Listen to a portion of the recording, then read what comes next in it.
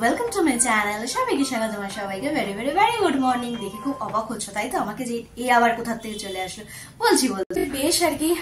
সকাল সকালই ওঠা হয়েছে ঘুম থেকে, যে এই যে মাথার উপরে যে কার্যকারিতা আর কি সেটাই করলাম। তো এখন তো পুজো মোটামুটি সামনেই আর কি। তো সেই কারণে আর কি মানে এটা লাগালে একটু ঠান্ডা ঠান্ডার একটা ব্যাপার থাকে আমার লাগা। অলরেডি শুনতেই পারছো 10 মিনিটও হয়নি মাথায় রেখেছি, বেশ একটা নাক বন্ধ একটা ব্যাপার চলে গেছে। তো ভাবলাম যে না কিছুক্ষণ আগেই করে নিই, কারণ এটা যখন আগে ও বাড়িতে থাকতাম মোটামুটি বছরে চেষ্টা করতাম 3 থেকে 4 বার করার, আর সেটা এই বাড়িতে এসে মানে যেহেতু অনেকটা প্রসেসিং এর ব্যাপার থাকে, অনেক কিছু ব্যাপার স্যাপার থাকে বলে আর অত করার সময় হয় না। মানে একবার করলাম ঠিক আছে চলো, তো সেই হিসাবে আজকে করা। হ্যাঁ, তো এই ব্যাস পুজোর আগে অন্তত একটা বড় যে কাজ, সেই কাজটা অন্তত কমপ্লিট হয়ে গেল। তো একটুখানি এখন বেশ চুলটা একটুখানি কালারও লাগবে, বেশ একটু সুন্দরও লাগবে আর কি। তো সেই হিসাবেই করা। আর এটা তো গায়ে লাগিয়েছি কারণ মাথা এদিক ওদিক থেকে লিক তো করবি, এটা স্বাভাবিক বিষয়। তো সেটাকে আর কি ওই করার জন্য। তো চলো আপাতত নিচে যাওয়া যাক। না আবার কাজে দিদি আসবে উপরে আর কি, তো তার আগে আর কি সবকিছু কমপ্লিট করলাম। তো উনি আসুক, সবকিছু কমপ্লিট করে তারপর আমরা নিচে যাবো, গিয়ে হবে আজকে রান্নাবাড়ি আর ব্রেকফাস্ট আছে। বর্মশাই বলেছে বাইরে খেয়ে নিতে, কারণ এই অবস্থায় তো আর রাস্তায় যাওয়া সম্ভব নয় আমার। চলো একদম নিচে গিয়ে কথা হচ্ছে। নিচে এসে তো রান্নাবাড়ি অলরেডি শুরু হয়ে গেছে, আর যেটা ফাইনালি যে জিনিসটা বানাচ্ছি তো এখানে সেটা আর কি দমে রেডি হচ্ছে। তো হয়নি, তারপর আজকে দেখাচ্ছি আজকে দুপুরে লাঞ্চের মধ্যে কি কি রয়েছে। তো চলো। তো আজকে আর কি স্পেশালি একটা নতুন নতুন নয়, আরেকদিনও করেছিলাম। তো একদম নিরামিষ কচু শাক তো অলরেডি হয়ে গেছে, আর একটু শুকালেই আর কি নামিয়ে দেবো। আজকে আমাদের দুপুরে একদম সিম্পল সোবার লাঞ্চ মেনু। আজকেও মুগের ডাল সাথে আলু ভাজা আর রয়েছে কচু শাক।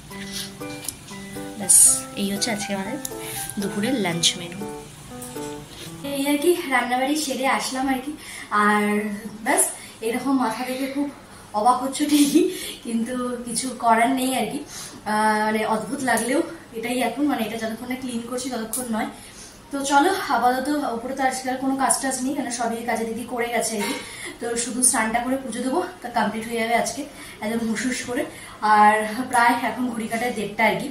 তো যেহেতু এই জিনিসটা অ্যাপ্লাই করবো বলে আজকে একটু সকাল সকালই ওঠা, যেটা রোদ থাকতে থাকতে ধুতে হবে, কারণ অলরেডি নাক দিয়ে গলা খসখস সব একবারে শুরু হয়ে গেছে। তো সূর্য থাকতে থাকতে একদম ক্লিন করতে হবে আর কি। তো সেখানে আজকে সকাল সকাল পুরো ব্যাপারটা ক্লিয়ার সব হয়ে গেছে। আর বর্মশাই দিকে টিফিনও দিতে যাইনি, আর সকালে ব্রেকফাস্টটাও আজকে মোটামুটি ছাতু দিয়ে কোর্স আমার কমপ্লিট হয়ে গেছে। ওদিকে বর্মশাই সেটা খেয়ে নেবে। তো সেখানে এদিকে সব কাজগুলো মোটামুটি কমপ্লিট। তো চলো এবার ফ্রেশ হয়ে আসি, এসে তারপরে দেখাচ্ছি যে চুলে কি কালারটা এসছে কি আসেনি। আমি তো একটু অনেকটাই এক্সাইটেড আর কি প্রতিবারের মতে। তো চলো। তো স্নান করে এসে তো তোমাদের সাথে তো শেয়ার করা হয়নি। প্রথমত চুলটা প্রচন্ড পরিমাণে মানে ভেজা ছিল, তো তোমাদের সাথে তো শেয়ার মানে করলেও তোমরা বুঝতে পারতে না। তো এখন পুরো চুলটাই আর কি শুকিয়ে গেছে, আর এখন ঘড়ি কাটায় প্রায় 5:30টার ঘরে আর কি। আমি আমার কাজে একটু বেরোবো, তো ভাবলাম যে চলো চুলটা যখন আশ্রা বই আর কি, মানে আশ্রা বই আর কি।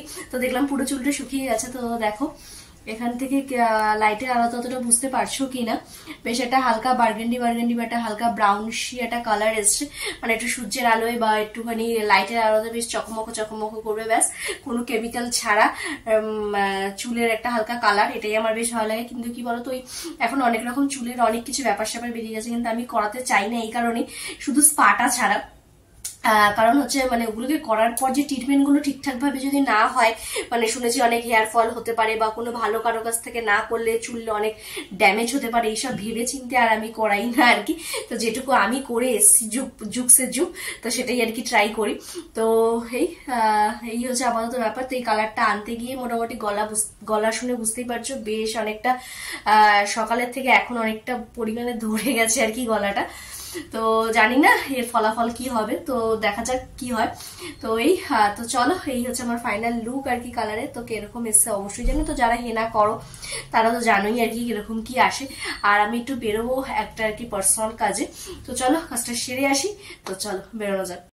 বেরিয়েছিলাম একটা কাজে, হঠাৎ আকাশের দিকে চোখ যেতেই চাঁদটাকে দেখে ভাবলাম একটা ভিডিও করেই নি। বেরিয়েছিলাম আর কি একটুখানি কাজে। তো আসার সময় ভাবলাম যে সন্ধ্যে তো হয়েই গেছে আর কি, কিছু খাবার নিয়ে যাওয়া যাক।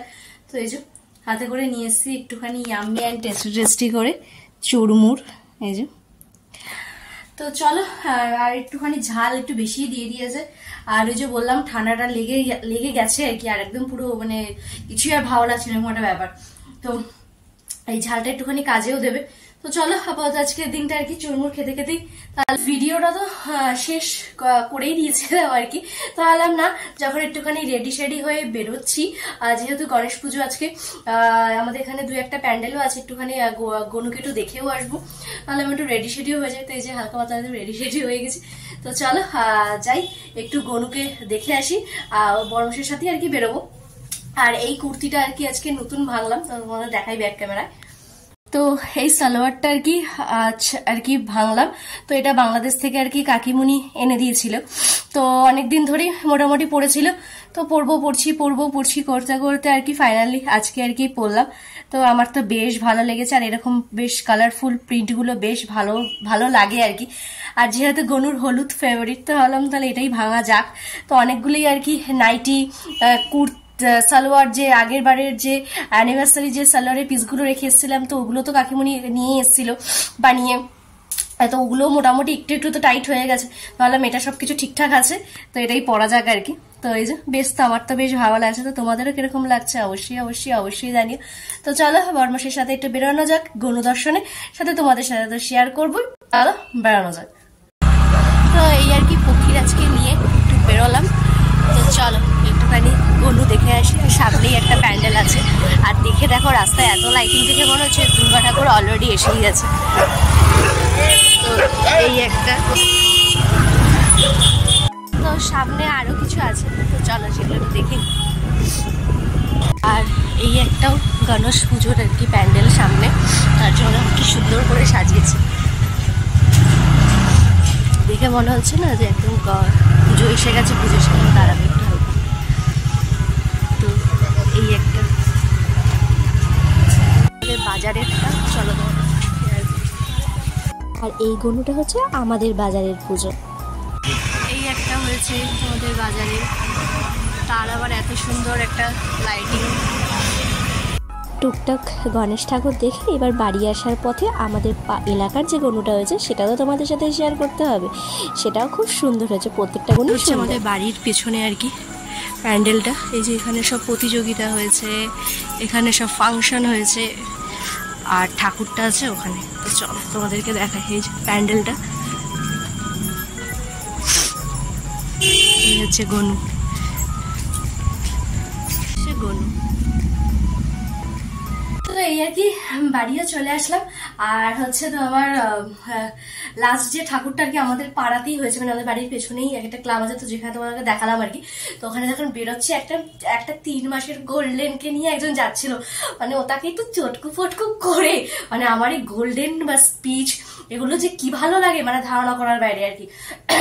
এত চটকু ফুটকু করলাম যে শরীরটা যতটা ডাউন ছিল তার চেয়ে একদম ফুল এনার্জি হয়ে গেল আর কি, মানে এত মিষ্টি। আর একটুখানি গণপতিও মানে গনুকেও একটু দেখে আসলাম। পাড়াতে সবগুলো তো দেখা সম্ভব না, কিছু কিছু দেখে মনটাও শান্তি হলো আর কি একটু। তো চলো তাহলে আজকের তাহলে এখানে শেষ করছি। আর যদি আমার ভিডিও তোমাদের ভালো লেগে থাকে তাহলে অবশ্যই কি করতে হবে জানা আছে, লাইক কমেন্ট সাবস্ক্রাইব করতে হবে, একদম বলো না। আর গলা শুনে বুঝতে পারছো একদম ঠান্ডা, একদম ঘসঘস করছে, তো একটুখানি ম্যানেজ করে নিও সব আমার গলার শটটা। তো চলো টাটা বাই বাই, টাটা।